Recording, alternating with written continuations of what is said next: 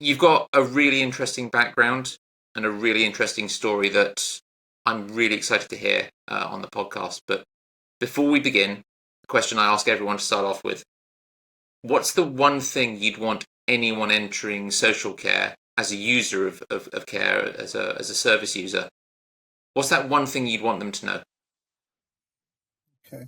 So I think I'd want them to know that the social care is a safe professional place for them to come and receive services. I think often social care provision uh, gets a lot of press that focuses on safeguarding, horror stories, difficult situations, but predominantly all social care providers are out there trying to do a good job in looking after highly vulnerable people. And almost all providers, because of the regulation, the quality inspection regimes, and the commitment to the people working in them and running those services, are trying to provide a safe, effective service that will look after vulnerable people to an incredibly high standard. What is it that makes you say that?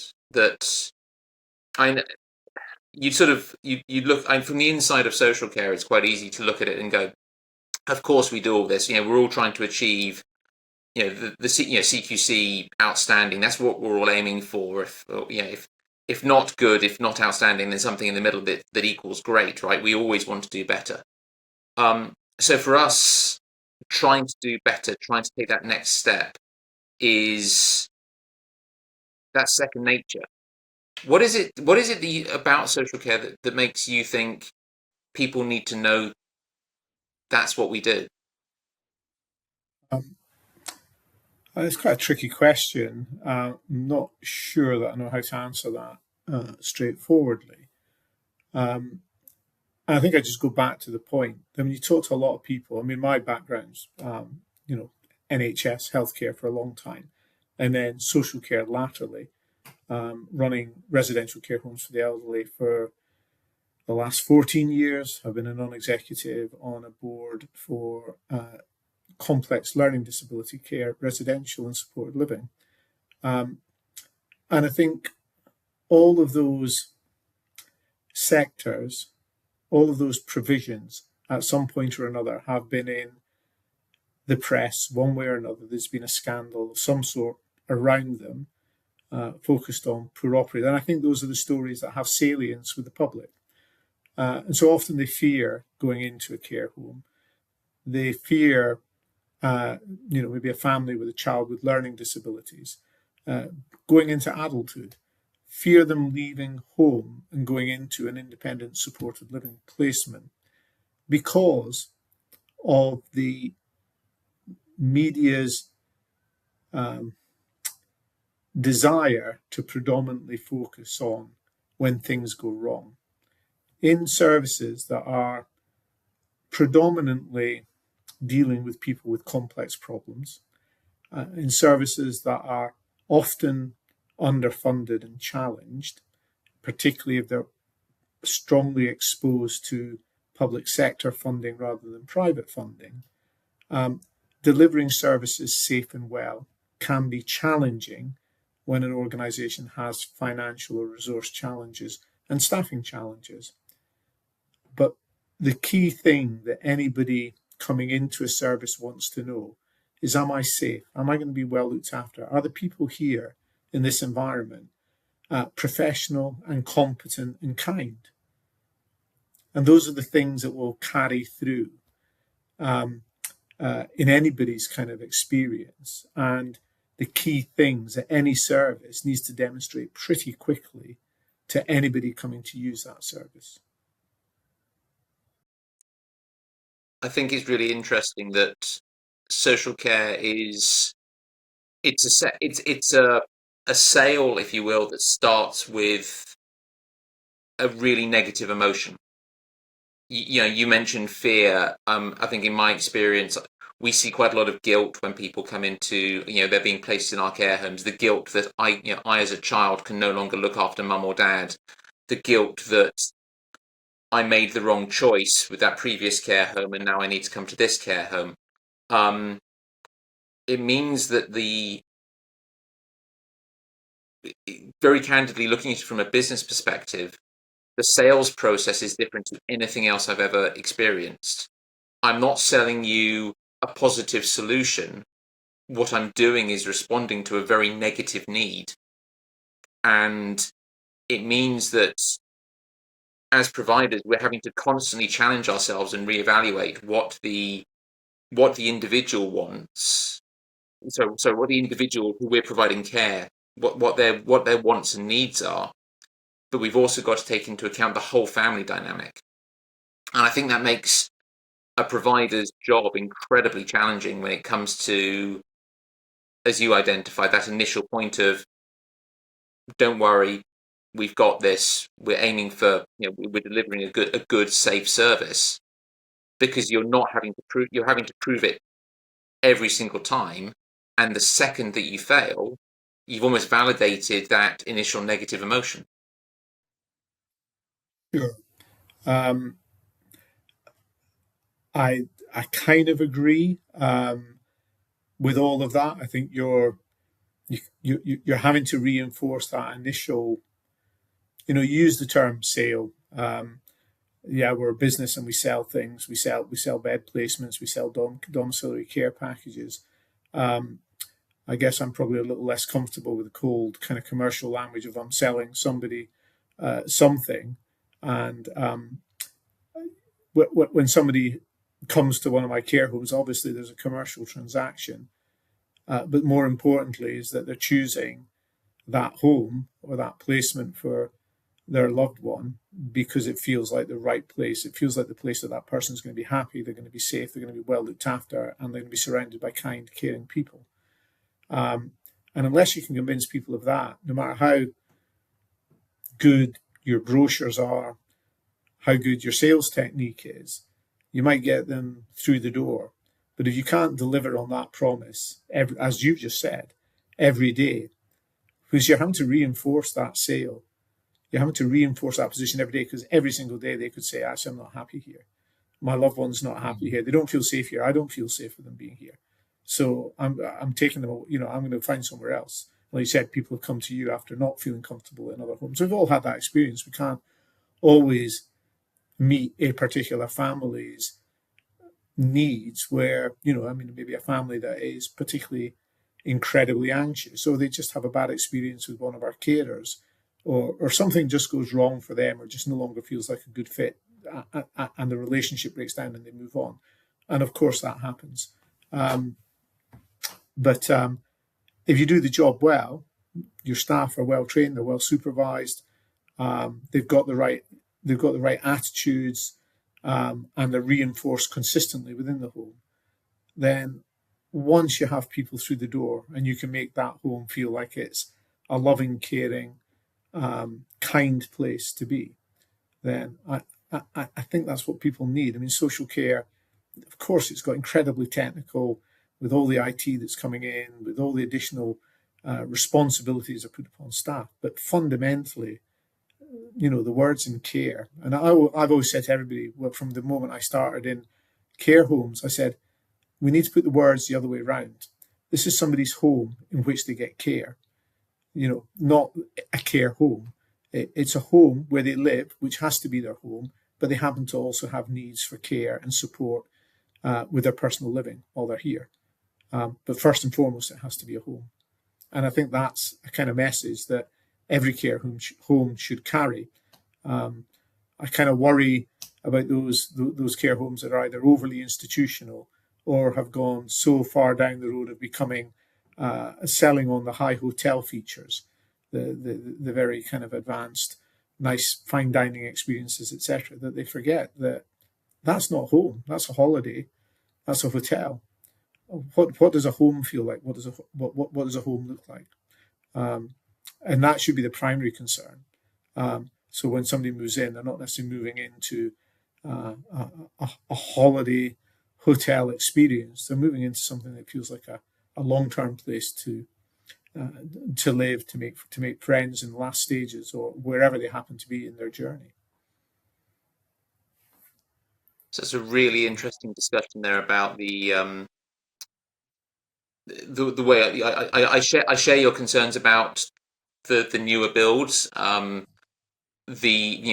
in my experience, the wider corridors, the pastel colors, the very sort of uni-kit rooms, it does feel like a hotel. Um, it's not a home, and I think it's very difficult to deliver that great quality of care sometimes if someone doesn't feel safe and secure, which is an emotion you have in your own home. But I guess the important thing is choice, right? That we've all got to have Sure. this choice of Absolutely. where we need to be, and I think that's part of the challenge of the sector. One solution does not fit everybody, simply can't, and so we have to have these various different bits. Yeah, and I think that and I've been writing about this recently, that the models that we're working to at the moment are eradicating that choice. Providers that offer smaller, homely environments at you know at affordable cost in the current system uh, will not exist in the future. I'm pretty confident of that being the case. As new builds come in, providers offering high end features, chasing that high fee private market, um, will lead, and using some of that to subsidize local authority payments will slowly reduce the amount of um, value beds that are available. Our local authorities need providers that can offer beds not in hotel based environments with high cost and high hotel features. They can't afford to provide that. They need homes in affordable, comfortable settings that have affordable capital costs attached to them. And that's not what's being built, because the money is not going to those kind of homes. The money is going predominantly to high end provision. So does that mean that you see almost care deserts within various geographies of the UK? That there are going to be areas where, because the smaller providers have fallen out of the market, they've closed or they've sold out, or for whatever reason, those smaller homes are no longer there, and all that you're left with are these high end hotels which are charging, because of their capital costs, because of the cost to build them, because of their debt costs, and also now the REITs and their investor costs, that actually local authority funding will be spread so thin, individual, that they won't be able to place everyone that they need to, that you simply won't have the option of going into a care home. Is that what you're saying? That's pretty much where I think it's going to end up. The current financial model. I mean, we're only going to follow the model of dentistry and the under provision of public sector local authority dentists uh, to see where NHS funding for dentistry didn't keep up. So all the dentists predominantly focused on private clients, limited their NHS lists, and we then had a massive commissioning challenge to get publicly funded dentistry back into local provision.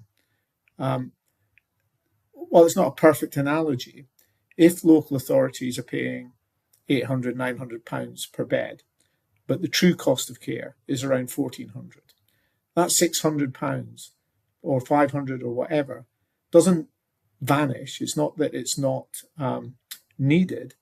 It gets subsidised by private fee payers, who then need to pay 1800, 1900 to subsidise every local authority paid bed that's in there.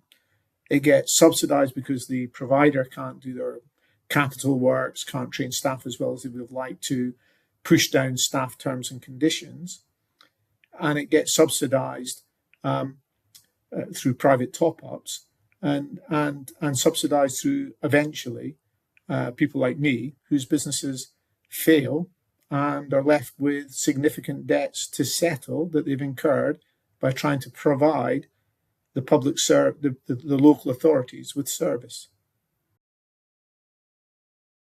So let's go back on that story then, John.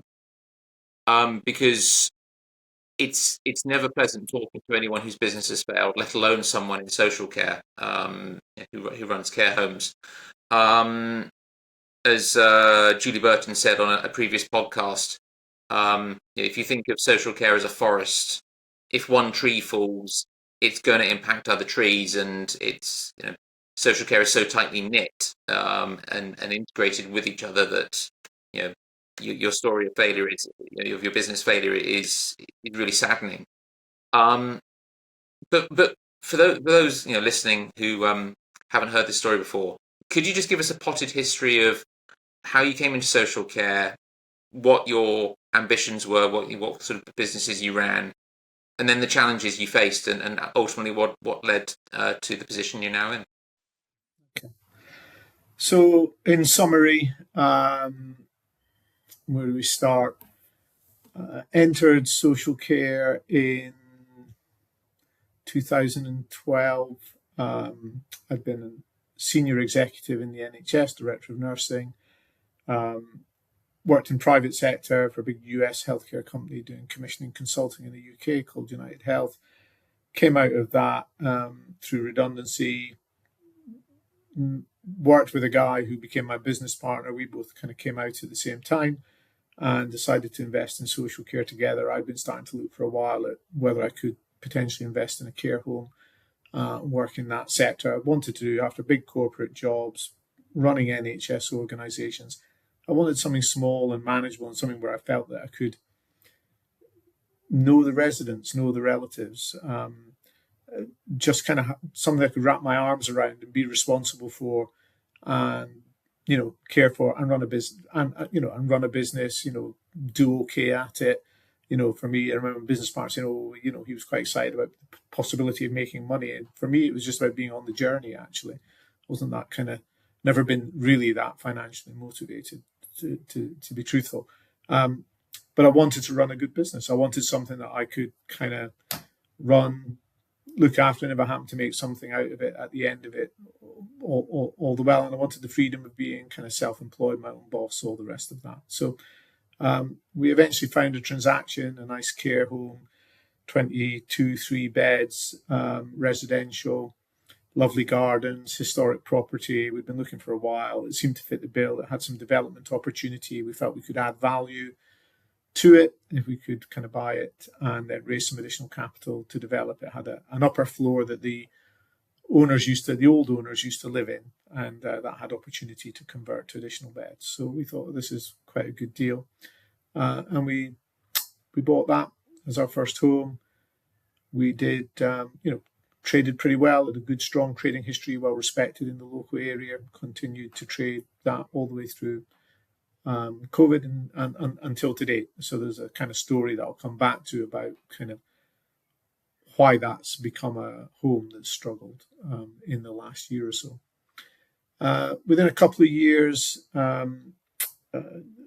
we had the opportunity with some external investment to look at a second acquisition, and we got some banks by it. We found we'd been looking hard, and we found this nursing home in Worcester that was in quite a bad place. So it had, I can't remember, it was an RI or an inadequate, but it had been embargoed. It had a couple of really bad CQCs.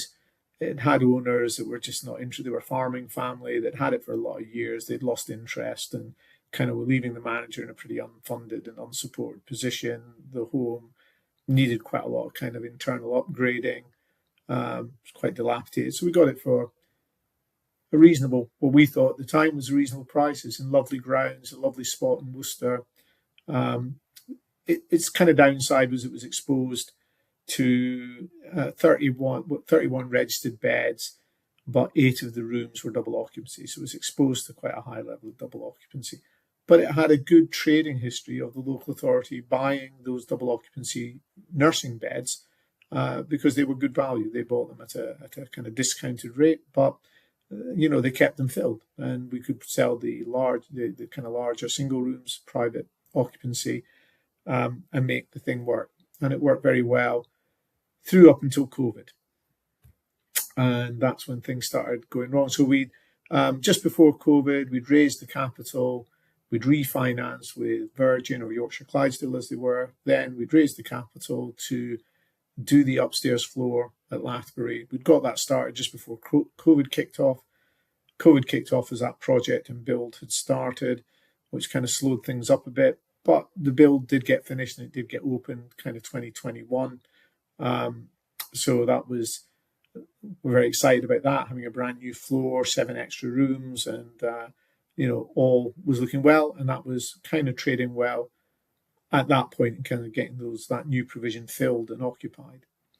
Our challenges came after COVID at Norton Hall, where in Worcester, where the commissioner, without consultation, without impact risk assessment or impact assessment, decided that they weren't commissioning any double occupancy rooms anymore.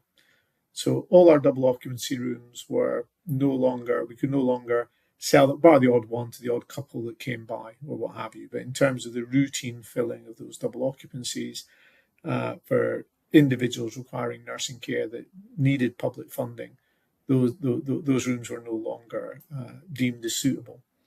That took £250,000, £300,000 off our top line. That made our debt very difficult to service. We started breaching covenant. So the bank became concerned. We got to a kind of threshold where we had our debt renewal period. So we were kind of 12 months, 10 months out from when we needed to renew our terms with the bank.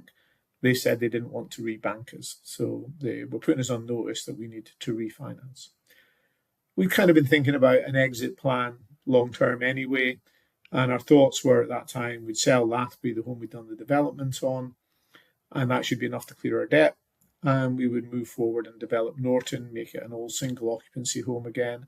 So we had a strategy. We thought that'll work. We should get it. Valuations for Lathbury were looking good. Occupancy was doing well. We'd had some challenges. So we'd hit some challenges at Lathbury through the kind of 21 period. And that maybe even a bit earlier than that, in kind of the various points that COVID was still hitting and impacting. We'd had a very good manager, very stable, who needed to go off on maternity to do with maternity issues and wanted to take a career break. So she left the business and we were in the position of trying to appoint a new manager. We appointed a new manager who was a disaster, but it took us a while to get rid of him. In that time, he destroyed our kind of governance. We had 90% turnover. This is probably a strategic mistake. We just didn't manage him well enough and get him out soon enough. But we then had a home that had been good, always well occupied, ended up with kind of two consecutive RIs, having to rebuild a whole staff team. If you try and rebuild a business from scratch, it takes a long time to rebuild a staff team from zero. Find somebody else to take on as registered manager. Fortunately, somebody who was already in the team has stood up and fitted in really well in the end and done a great job as registered manager. But with the RIs sitting there and CQC suddenly disappearing and not being, after doing those RIs, not being around and not being able to get that RI shifted, meant that slowly our private referrals dried up. We became highly dependent on local authority. And then in the last 18 months, local authority referrals, which were always pretty strong in our area, kind of slowed down. And we were looking at referrals that were, where we used to get a few a week.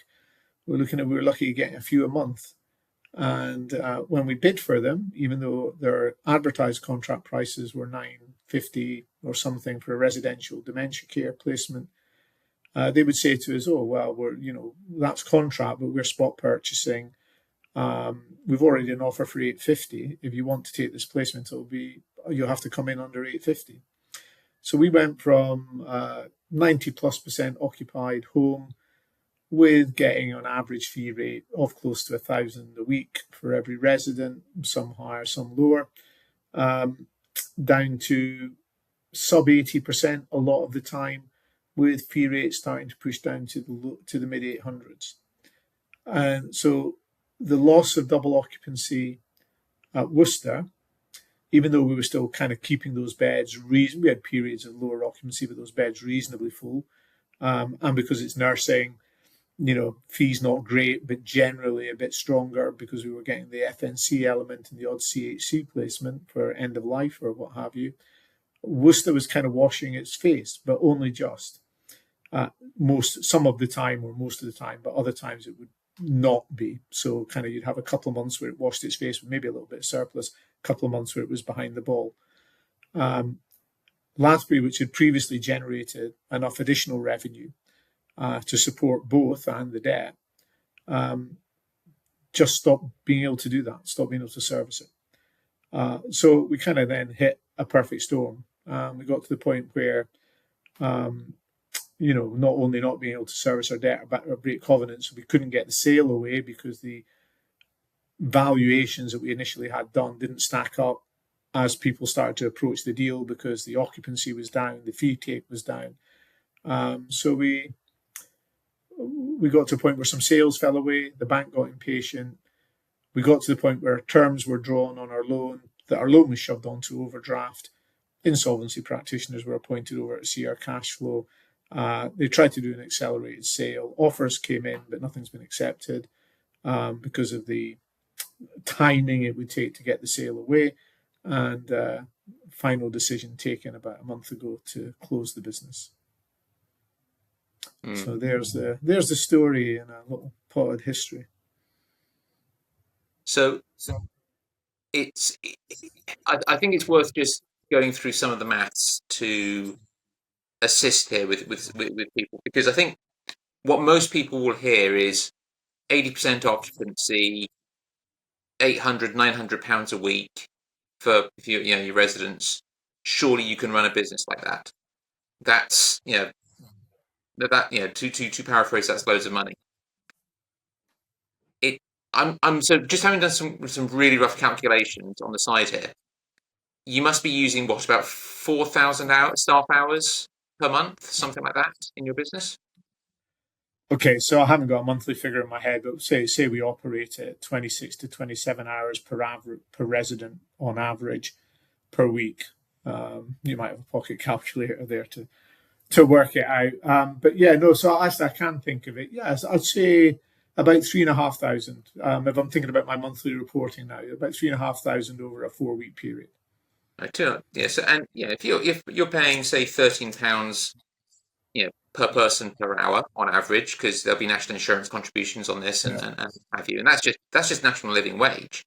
So that's already 30. So let's get above there, because predominantly our staff are on sponsorship. So you have to pay a higher fee for sponsorship. You can't, once you pay your sponsored workers that rate, you have to pay everybody else that rate. You can't pay your UK based workers a lower rate than your sponsored workers. So once you start employing a significant number of sponsored workers, your rate of pay goes up significantly, plus all the costs that you incur in terms of the sponsorships, the visa and immigration fees, etc. So suddenly your workforce cost leverages up significantly once you're kind of working with a high proportion of sponsored workers.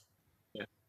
And then obviously we've got, so on top of your running cost of staff, you've got the overheads of running the business, you've got fuel costs, oil, gas. God knows those have gone up like you wouldn't believe at the moment. Insurance costs, and if you've got a heritage property, and we have a grade 2 star listed in a grade 2, those insurance costs are interesting, and they keep going up. It's not. So it sounds like this was almost the perfect storm. You had a business that was working really well, and actually had a vision. Okay, here's how we make it run even better.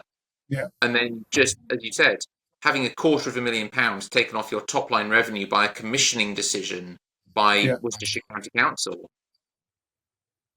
That must be a really difficult period for you to manage, and going, well, our entire business plan was X, but now we've got to completely change it. Yeah. What do we do? Yeah, so the plan was sell one home, invest in the other, and get it back to a decent, because it was the other home had been developed as much as we would want to do without planning, but it was without going for planning permission for that again, and it was a grade 2 listed, so it would have been hard to push in additional planning on it. There is space there, but it would have been hard.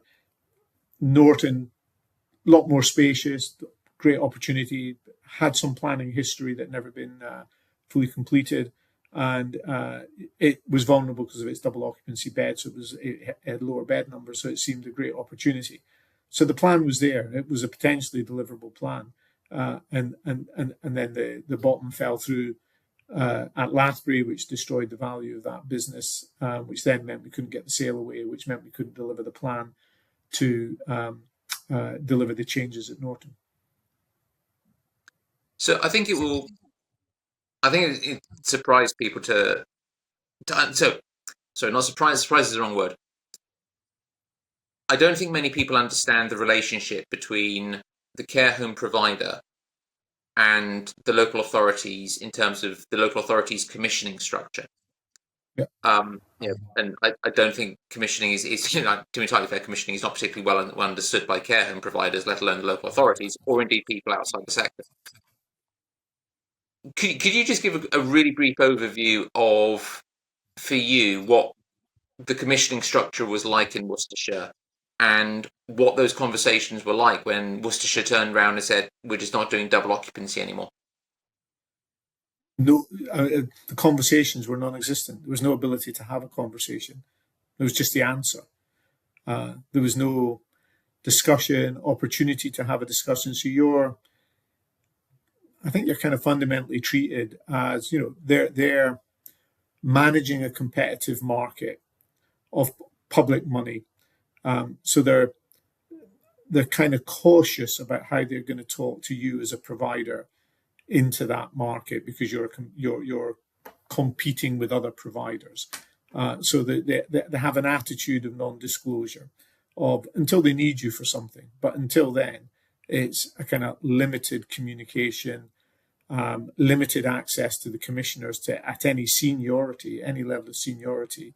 So you don't ever have a personal contact email, a relationship manager. So if you think of any other purchaser that was working with a business that was doing £1 million worth of plus of trade with them in a year or something close to that, they would have a specialist relationship manager who they'd be talking to and assessing the impact of the trade with them, etc., having strategic conversations with them. Well, that just, even with a small care home provider who's still doing the best part of £1 million a year of trade with them, there is not that relationship. You can go to some kind of meetings that they put on, but they're normally one-way meetings in which they're telling you about their plans and what they're doing. And then you get a letter once a year that says, we're consulting about our commissioning uplifts. Please put your views forward. So you put your views forward. We've decided we're going to give a 1% uplift this year after consulting. And you think, okay, so where was the consultation part of that?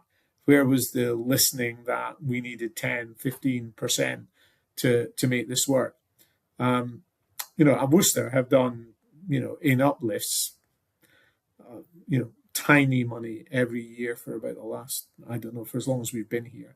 I think they might have done that. Maybe we had 1 year where they did something slightly better, maybe 4 or 5%, but every year preceding that, it was 1% or 2%, but, nowhere close to even covering the cost of the increase in the national living wage, never mind any other cost impacts. So, fundamentally, I knew it. We were pretty close. We were pretty close in terms of being able to survive. But when 1% national insurance extra contribution or the extra contribution on employers' national insurance came in, I kind of knew this year we'd be done. We wouldn't be able to survive that. I was reading an article earlier today about how if you look at all of the employment changes that have come through over the last, I guess, 5 years or so, incrementally, each of them actually doesn't add. So individually, each one doesn't add that much. 1% on national insurance, that's a couple of £1,000 a month. It's perhaps that's manageable.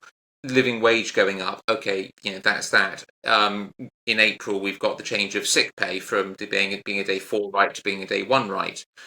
We have all of these small changes, and they're all laudable individually, but the cumulative effect of this, sort of hidden inflation, if you will. If you think back to 2020 when we had I think national living wage was below £10 through to now, and we've added that all those extra costs on. The impact on any provider that works to low margins, and I'm going to include hospitality and retail and cafes in all of this, as well as social care. The impact is huge, and it sounds like that's exactly what is that was the straw that broke the camel's back. For sure. So I mean, if you look at when we first set up, we kind of built our models, our kind of financial prediction models, and our business cases on the back of the kind of the Joseph Rowntree fair price for care, Langboozen models at that time. And the models kind of showed if you could keep your staffing costs between 50 and 60%, somewhere around there, no higher than 60, you'd be understaffing if you were below 50. But if you were somewhere in the middle around 55, 56%, and you had the rest to go towards your overheads and everything else, you had a decent business. Our staffing costs became 70, 80% of revenue. It just doesn't leave enough. If you're running a business where you're staffing a care home business where you've got high costs of capital, high costs of repair, high costs of heating, fuel, energy, all of those things, trying to do it on 20% overhead margin. We haven't taken a wage out of the business for 2 years. We've been doing this for free. It's like a hobby, a hobby that's actually costing me money now. So, it's really difficult, and I think that the transfer of risk from local authorities, the transfer of those. Oh, I said earlier that the fair price of care is probably about for residential placement is about 40, give or take, or have an argument about it, but I'd say about £1,400, somewhere in that region at the moment. If you take the Langboozen Joseph Rowntree model and you kind of leverage it up with today's kind of economic costs and prices, workforce, etc., and you want it to be at about 55 to 60% staff cost to revenue, you would need to be at about £1,400 per bed, thereabouts. So there's £600 that's got to be found from somewhere else. And that's before we even talk about our staff having, a fair, okay, they're on the national living wage. But if you looked at the Home Affairs Committee report that people have been publishing around recently about extending sponsored workers' rights to remain in the country from 5 years to 15 years. And there's a line in there that says this is the lowest paid workforce in the country. So we can't afford for them in 5 years' time to suddenly have the right to benefits. And we can't afford for them in 5 years' time to stop paying visa and immigration charges. That is astounding and shocking and awful. The reason they're the lowest paid workforce in the country is because local authorities and government don't pay enough money for them to be paid better. They have structured this system, and yet they then blame them for being the lowest workforce and penalise them for being the lowest paid workforce in the country. And those are the structural issues that we have in our social care system. Those are the transfer from central government of risk and cost from their coffers for what it costs to deliver care to the population that they're obliged to deliver and pay for under the Care Act. They're transferring that risk and cost to the workforce, to the private payers, and to providers who go under or aren't able to meet all of their obligations to the CQC, the regulatory standards. Because once we start even talking about, we have quality inspectors or regulators that come in that expect a standard of care and a standard of service that is just not being paid for. You don't go into an Ibis hotel expecting Radisson standards. But that's what's expected. Everybody's expected to deliver that same high standard of care that is not necessarily based upon the genuine, you get a commissioner coming or a quality assessor coming in and saying, oh, we think you need more staff. Okay, that's fine, but I don't get paid enough to have more staff or higher staffing ratios. Do you want to have that conversation with the commissioner? Well, we know they're now doing commissioning quality assessments, but the one thing that they're not in the 30 that they've done so far, that they've never tested any commissioner on, is whether they're paying a fair price for care. So it's just not part of their quality assessment of commissioning. So the whole system is so fundamentally broken, it's unbelievable, and it's completely and increasingly reliant on private payers to supplement the local authority. Well, when you've got 60% of care recipients being funded by local authorities and 40% being funded by private, the maths just will not continue to add up, because it will not be enough private payers to subsidise those that require local authority payment. It just won't get to the point where there'll be beds available to service those. And as they're trying to find beds for, particularly in my Milton Keynes home, they're struggling to find people that will take local authority payment to meet the needs of the residents that I've got in Milton Keynes. So what we've seen in our care homes is that over the last, I'd say actually 10 years, but it's certainly definitely a post-COVID thing.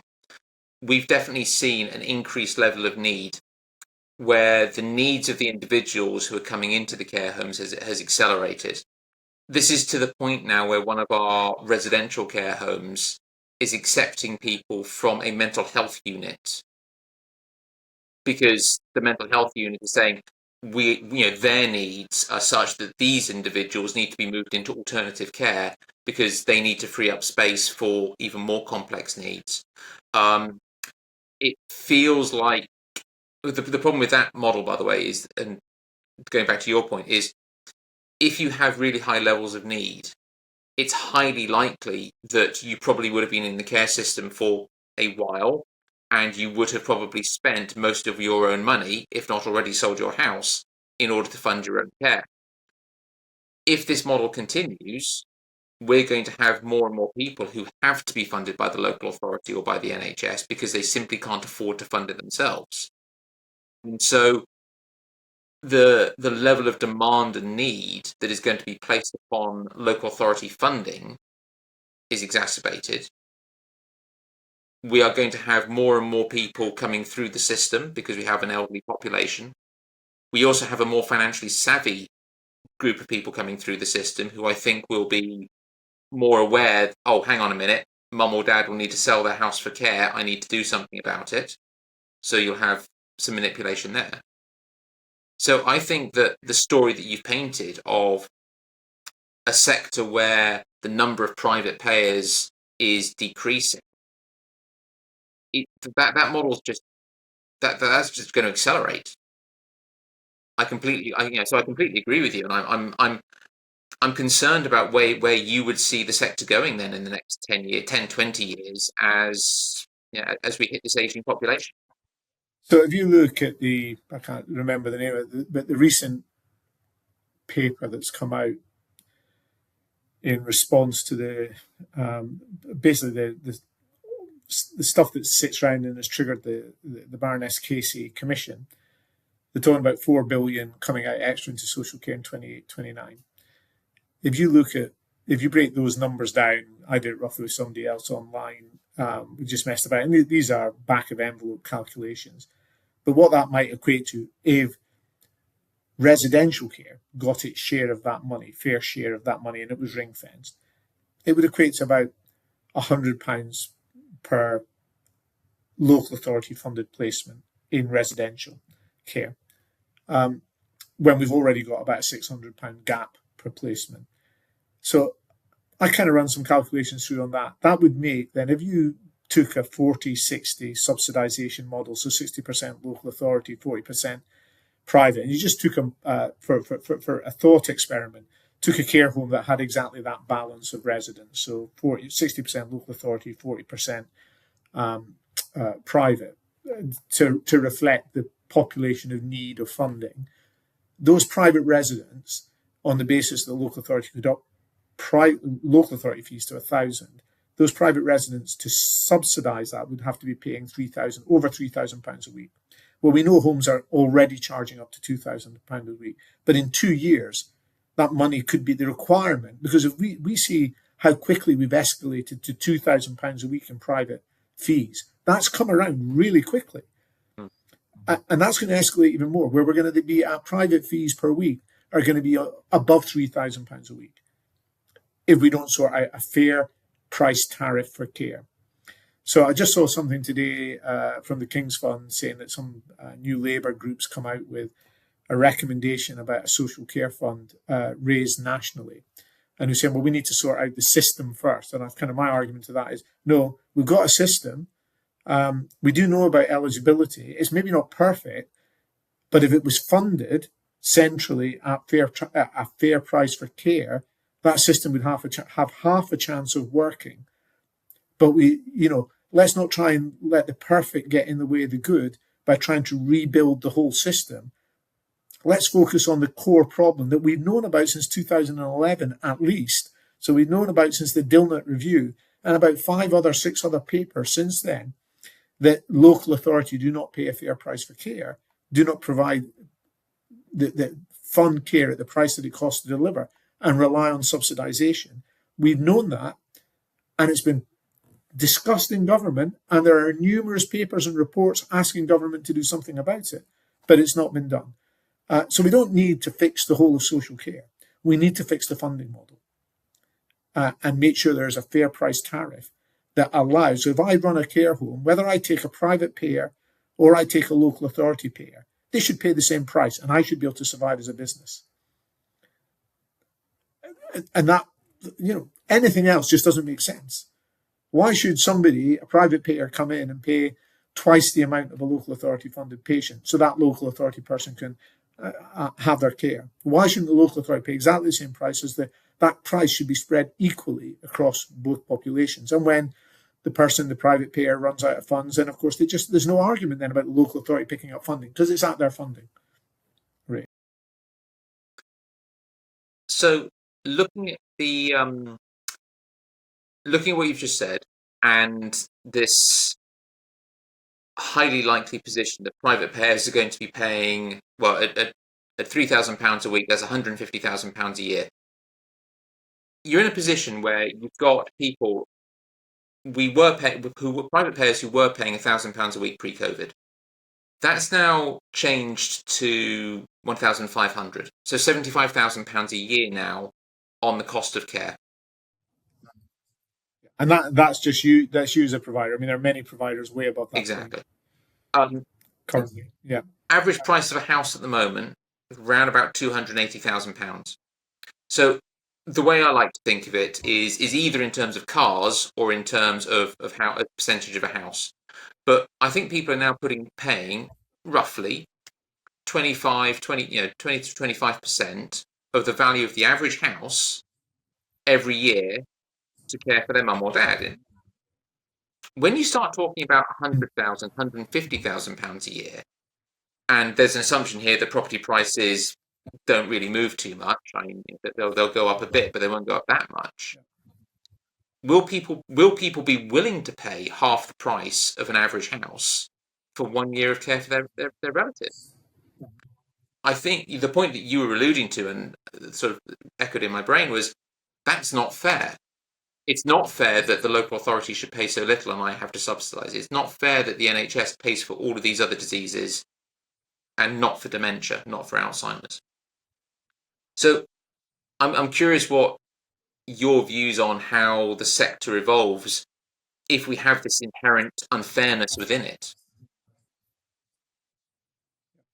So the sector will, it can't, I mean, I don't want to be a doomsday scenarist, and people say maybe I should be wearing a tinfoil hat on my head or something like that. But I can't see how the sector can, the strong, even, Baroness Casey said the sector is in crisis.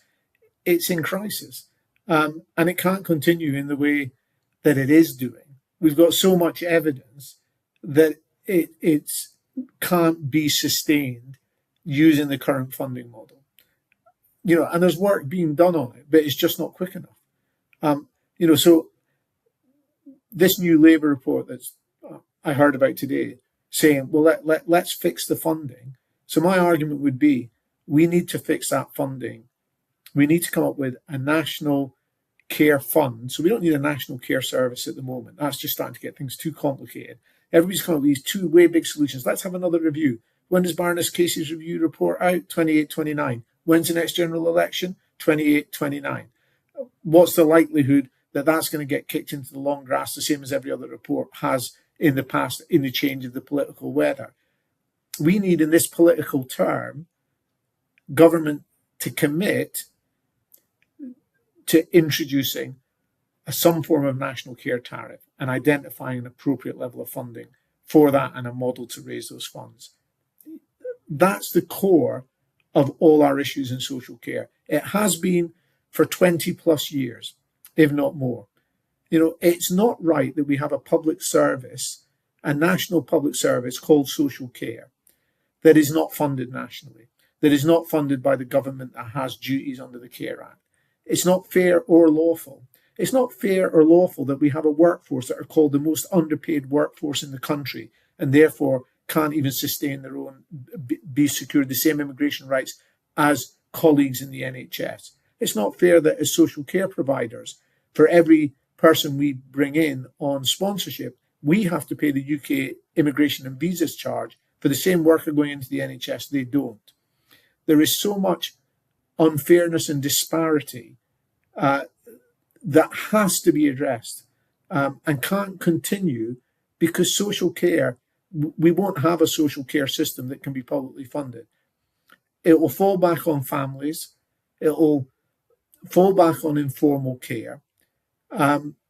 There is no way. People are saying, well, we can innovate our way out of this. So you hear people with home care models where they're going to Uberize care. Well, I think that's too tempting for them not to do it.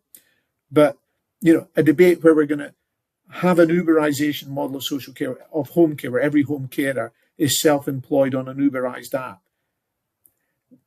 The safeguarding and governance issues that will fall out of that will make the things that have happened through Uber taxis and Just Eats in terms of kind of fake employment, it will knock that into a cocked hat.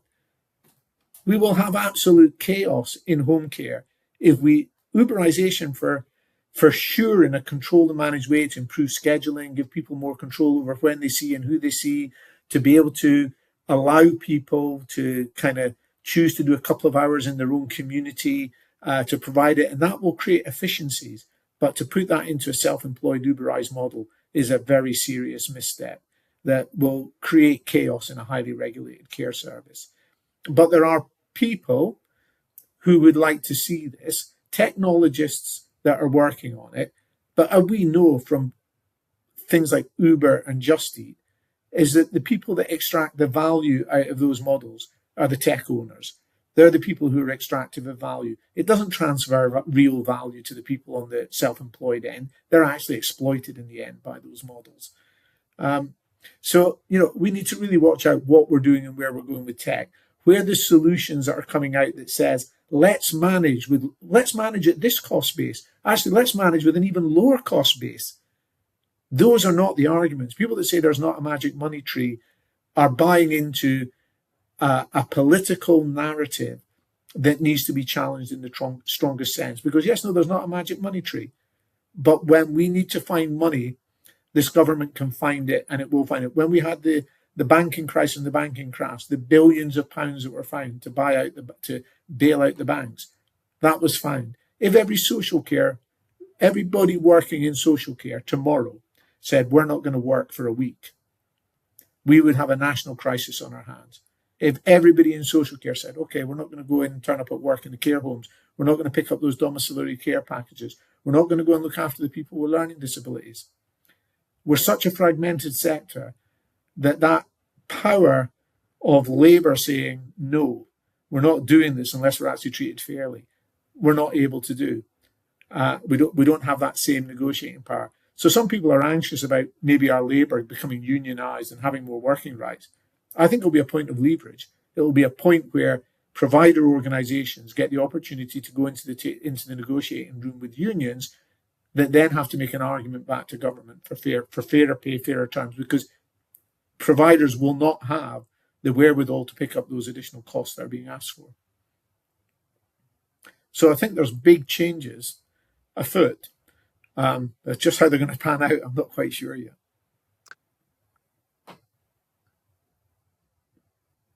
I've got a question here, which I think segues in, but I'd be really interested to hear it. I completely appreciate and want to recognise that you're in this position now.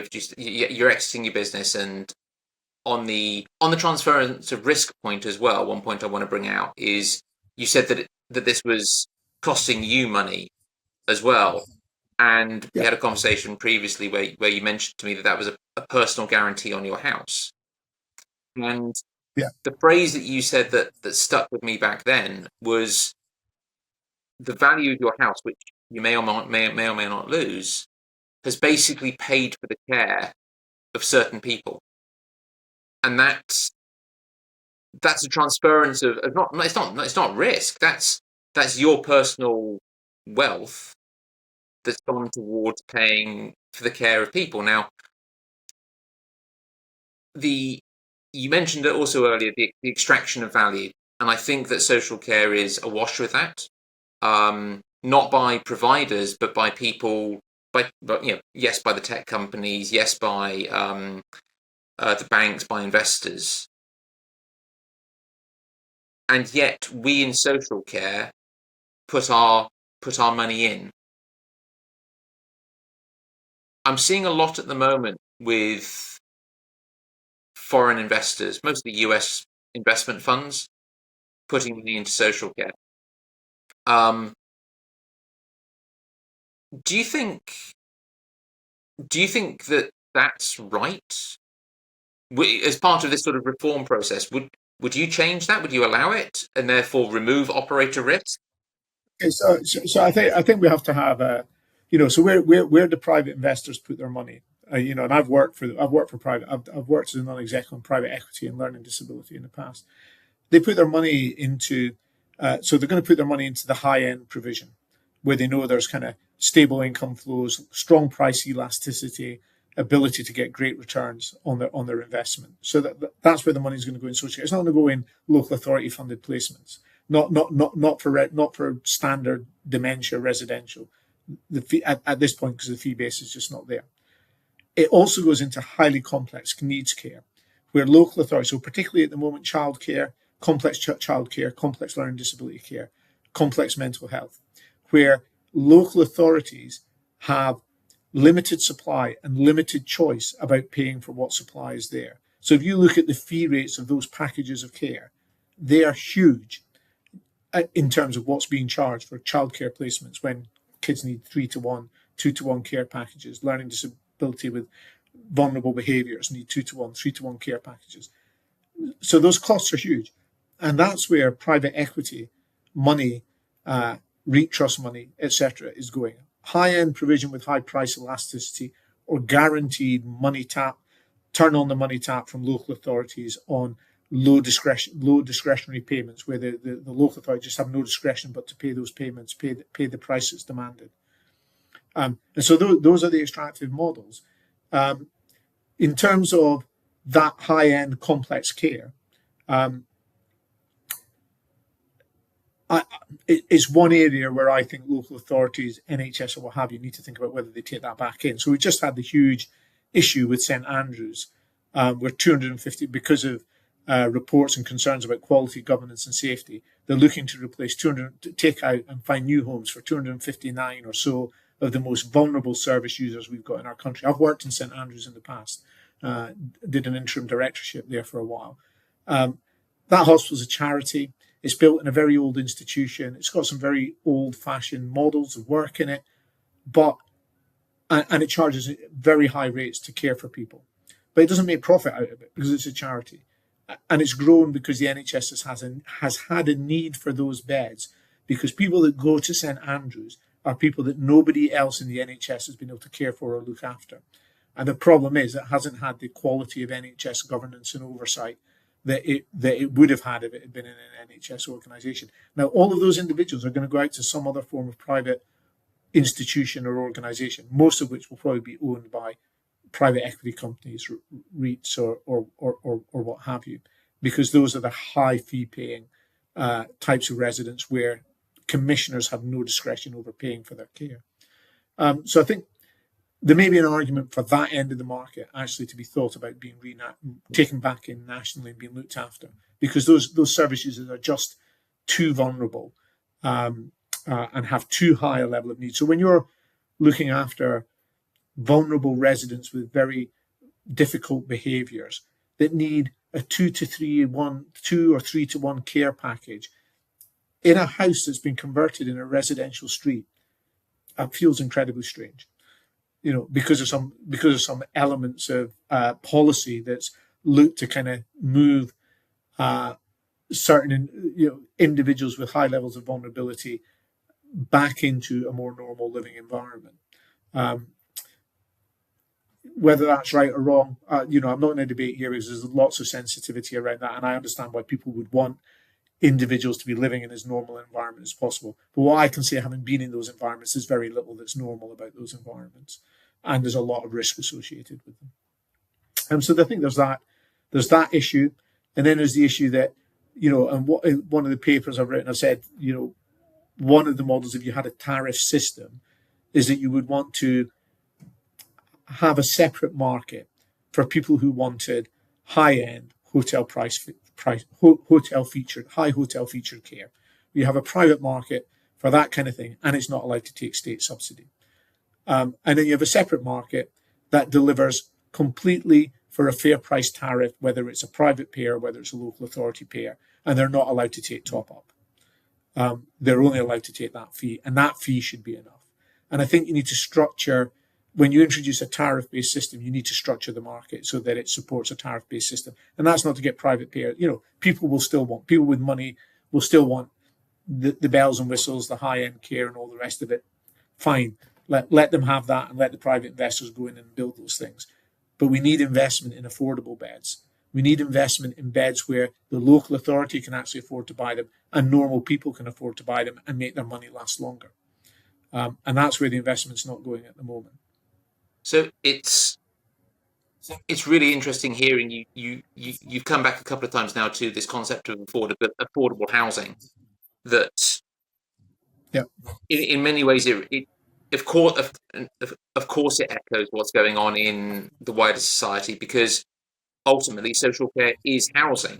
Yes, we have this huge health element to it, but it's about creating a home for people, and it therefore needs to be affordable, because we need more affordable homes. Of course we do.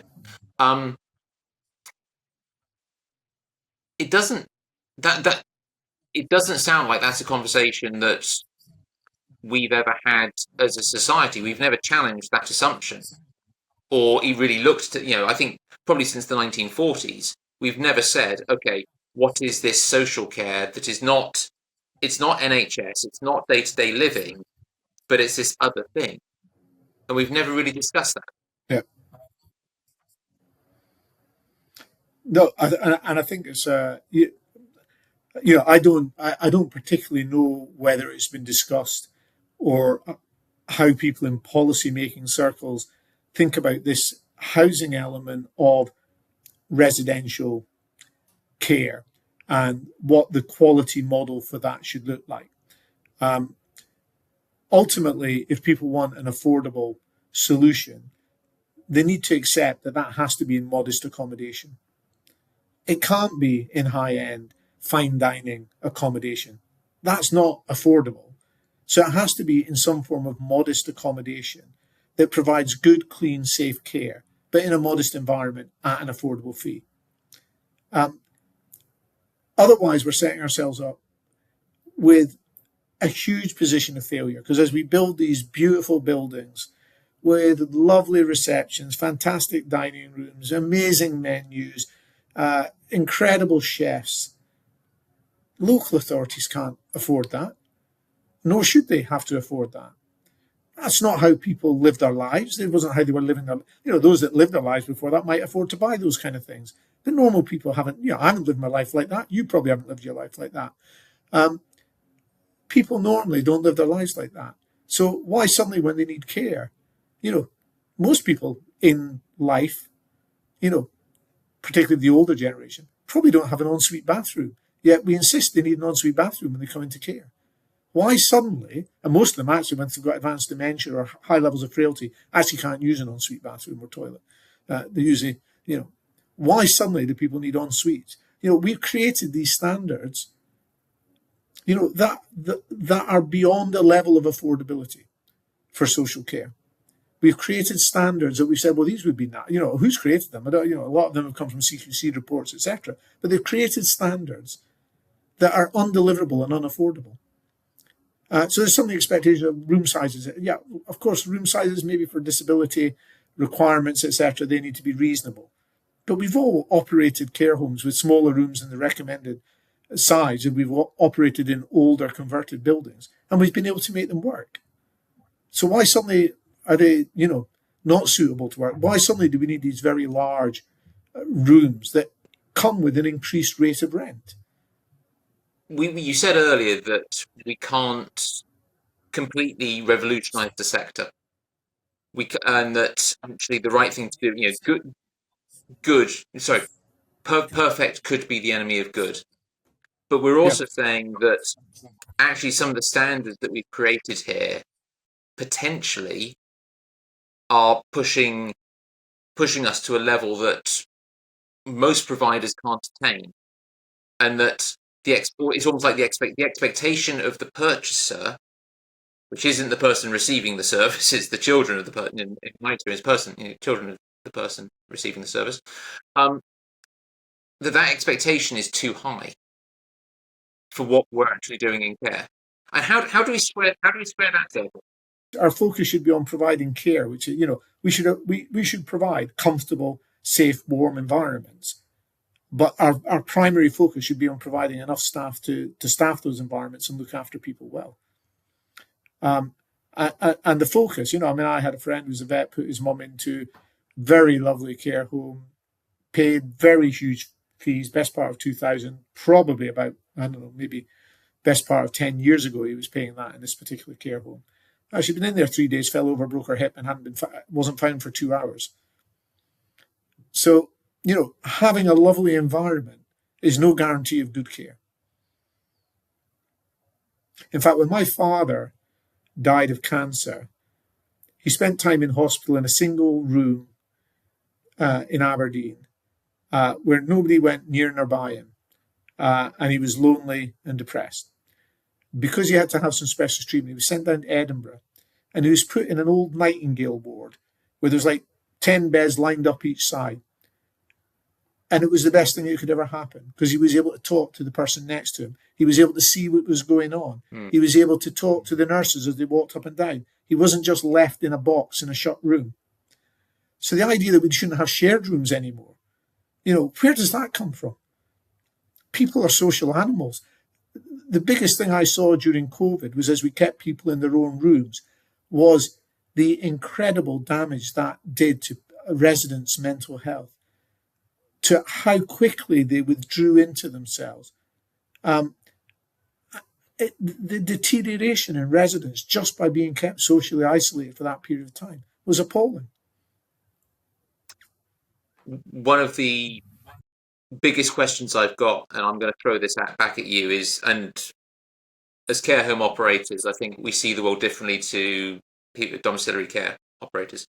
But the home first model, if you're going to be discharged from a hospital, you're going to go home. And for me, of course, I'm going to say no. You should go to a care home because it improves our occupancy. It's a self-serving argument. But the way I see it is that saying to someone you've got to go home, it's going to delay the discharge because you need to find the resources and get the home ready for them. That's going to take time, no matter how quickly you can do it. But also, what's going to happen? They're going to sit at home. They're going to watch TV. They're socially isolated. Whereas at least in a a care home, and I appreciate that, we need to revisit what that looks like. It might need to be more of a care community, an assisted living development, where they're in their own flat with communal services.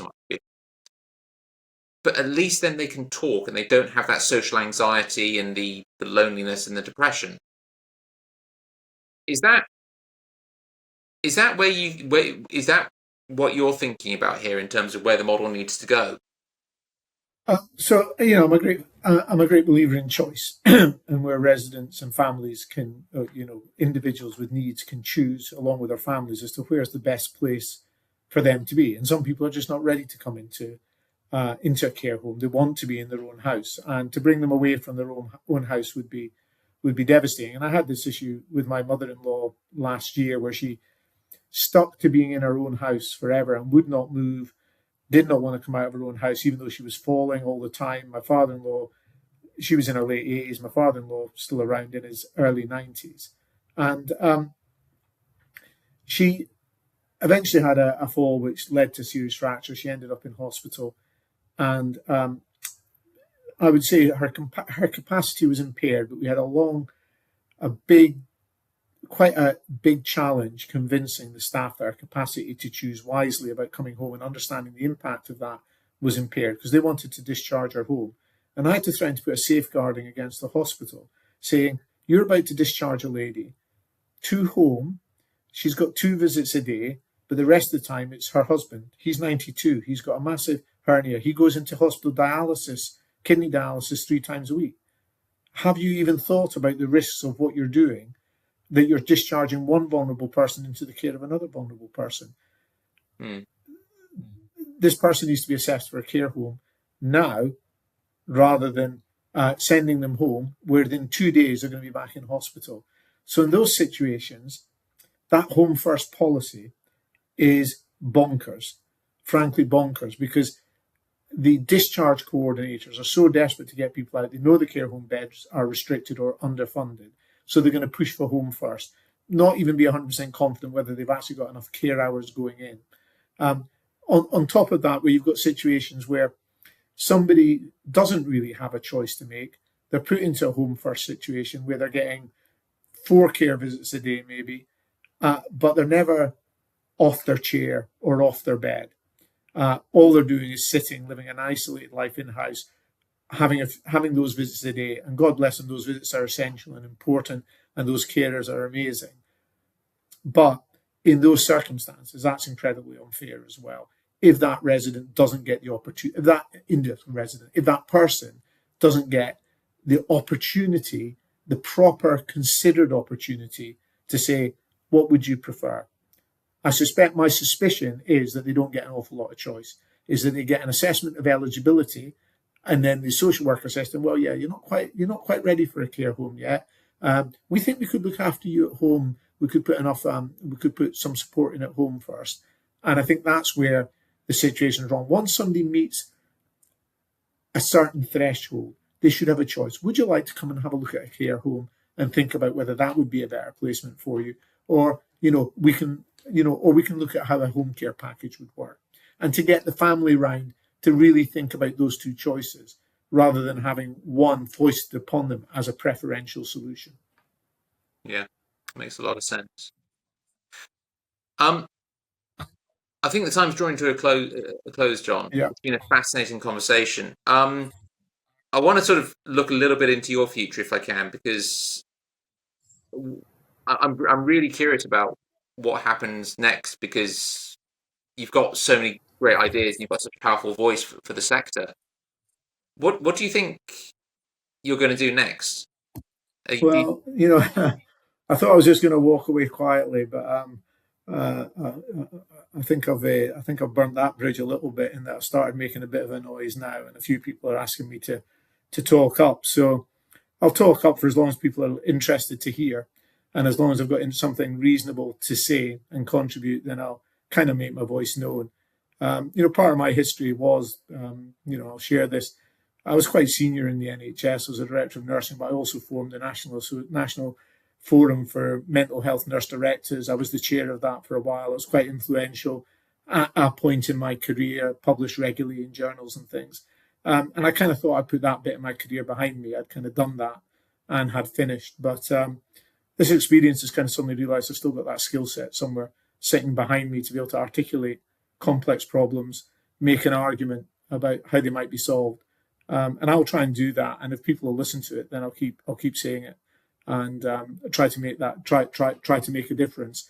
On the other side of that, I'm a trained mountain leader. I'm committed to the working in the outdoors. So this weekend I'm off helping a group of kids on their Silver Duke of Edinburgh. Next weekend I'm off doing a Gold Duke of Edinburgh award. So just got back from a mountain climbing trip in winter mountain climbing in Scotland, which I did a little post on about how it made me reflect on where I am currently in life and what I need to share.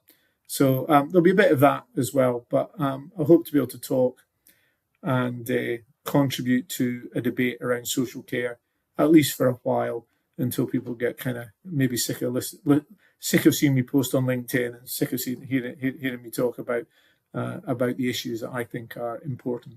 I think some of the points you've been raising on LinkedIn, certainly over the last couple of weeks, are really they've been really valuable. Actually, they've really helped framed a number of conversations that I've been having, and I know a number of people have been reading them, and it's fired ideas, which has been really valuable. Jon, your story's been great. I genuinely wish you all the best, and I'm from one provider to another. I'm really sorry that your business went the way it did, but I think out of all of that, it sounds like we've got a voice in the sector now who is going to go forward and really challenge it, which is great. And there is a silver lining there. Well, I hope so. We'll see where this story ends with with the whole care home. There are, as always, as you get closer and closer, there's other conversations going on. But I'm not too hopeful that anything will significantly come out of them. But we'll see. And I've kind of resolved myself to the fact that the business will close. I've personally resolved to the fact that I might have to go bankrupt to protect a small amount of asset to move forward with. But you live and learn, as we say in Scotland. I'm still the right side of the turf, so I'll keep going at that. That's great, Jon. I appreciate you. Okay. Thank you so much for your time. Cheers, Michael. Thank you so much for inviting me on, and thank you for taking the time to listen and to discuss with me. And one of the first people to have reached out to me and showed an interest and some personal support to me as I go through this particular situation. So I actually appreciate you very much for that. I don't think you probably realise just how much that reach out at the time when I first posted about this meant to me, because it did mean a lot. No. So thank you for that, Michael. Not at all. It's what we do, Jon. No. Jon, thank you so much. Okay. Talk to you in a bit. Bye. Take care. Bye.